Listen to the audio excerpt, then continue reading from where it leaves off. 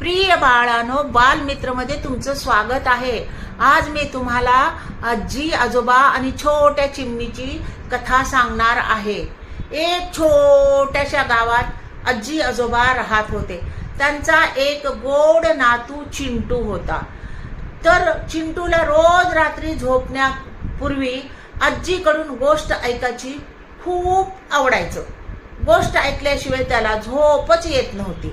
एके दिवशी रात्री जेवण झाल्यावर चिंटू आजीकडे गेला आणि म्हणाला, आजी आजी मला आज नवीन गोष्ट सांग ना, मी आज नवीन गोष्ट सांगितल्याशिवाय झोपणारच नाही। मग आजी हसली आणि प्रेमाने त्याला काय म्हणाली, बरं बाळा, मी तुला आज एक छोट्या चिमणीची धाडशी गोष्ट सांगते। आजी गोष्ट सांगू लागली। एक हिरव्यागार जंगलामध्ये एक छोटी चिमणी राहत होती। तिने एक उंच झाडावर एक छोटस घरटं बांधलं होतं। त्या घरट्यात तिचे तीन छोटी छोटी पिले राहत होती। चिमणी रोज सकाळी लवकर उठायची, आकाशात उडून जायची आणि आपल्या पिल्ल्यांसाठी दाणे वेचून आणायची। पिल्ले तिची वाट पाहायचे आणि आई आली की आनंदाने चिवचिव करायचे। एके दिवशी अचानक हवामान बदललं, जोराचा वारा सुटला, ढग गडगड करू लागले। थोड्या वेळात जोरदार पाऊस सुरू झाला। झाडं हलू लागली, चिमणीचे घरटे डळमळू लागले।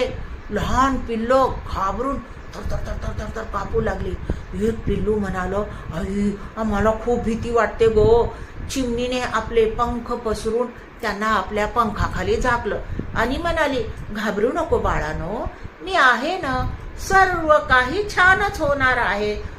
पावसाचा जोर अजून वाढला। वारा इतका जोरात होता की झाडाच्या फांद्या तुटून खाली पडल्या। पण चिमणीने धीर सोडला नाही। ती आपल्या पिल्लांना सांभाळत राहिली। थोड्या वेळाने तिला आठवलं की पिल्ल्यांनी अजून काही खाल्लं नाही। पावसातच ती धाडस करून उडाली आणि थोड्या अंतरावरनं दाणे वेचून घेऊन आली। भिजत भिजत ती परत घरट्यात आली आणि पिल्ल्यांना दाणे खाऊ घातले। पिल्ल्यांना आता थोडं बरं वाटलं। हळूहळू पाऊस कमी झाला, वारा शांत झाला आणि थोड्या वेळात सूर्य बाहेर आला। चिमणीची पिल्ले आनंदाने चिवचिव चिवचिव करू लागली। आई, आपण वाचलो ना ग? चिमणी हसून म्हणाली, हो रे बाळानो, धैर्य ठेवलं तर प्रत्येक अडचणीवर मात करायला येईल। प्रत्येक अडचण सोपी होते। इतक्यात आजीने आपली गोष्ट संपवली।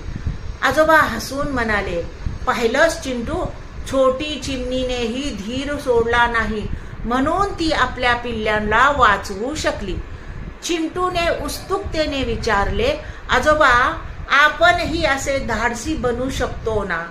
आजीने चिंटूच्या डोक्यावरनं हात फिरवत म्हणाली की बेटा, जेव्हा आपण घाबरत नाही, मेहनत करतो आणि धैर्य ठेवतो, तेव्हा आपणही धाडसी बनतो। चिंटू आनंदाने म्हणाला, मीही धाडसी बनेन, मीही बहादूर बनेन आणि कधीच घाबरणार नाही।